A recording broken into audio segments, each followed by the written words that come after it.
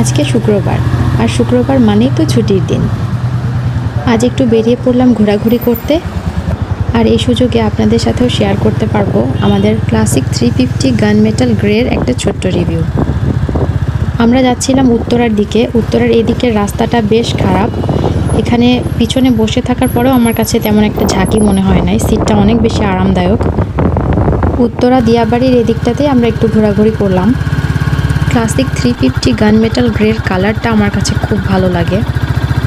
Made like a গান কথাটা একেবারে পুরোপুরি মিলে যায় এই বাইকের সাথে।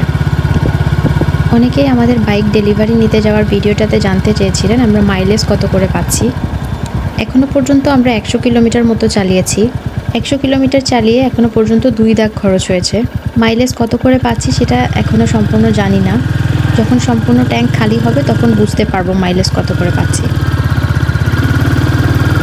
ক্লাসিক 350 গান মেটাল গ্রের ড্যাশবোর্ডটা আমার কাছে বেশ ভালো লেগেছে।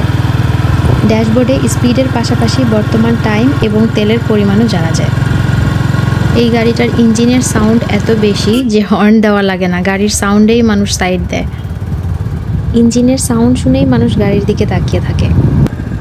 এই বাইকটার ওজন 195 কেজি, তাই জ্যামের সময় এই বাইকটাকে ব্যালেন্স করা অনেক টাফ হয়ে যায়।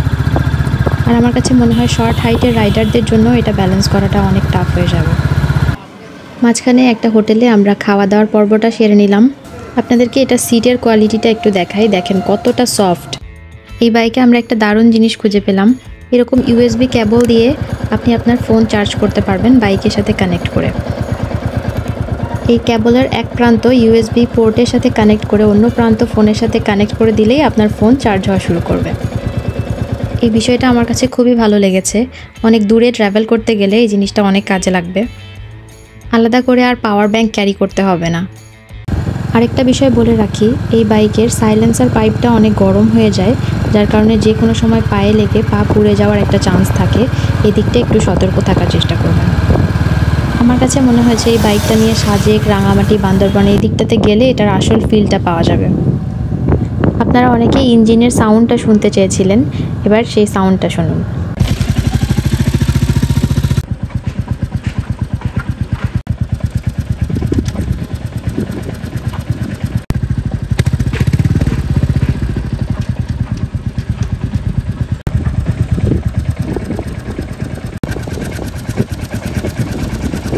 আপনারা যারা বাইক নিয়ে অফরোডিং করতে চান বা পাহাড়ে ঘুরতে যেতে চান তাদের জন্য এই বাইকটা বেস্ট হতে পারে।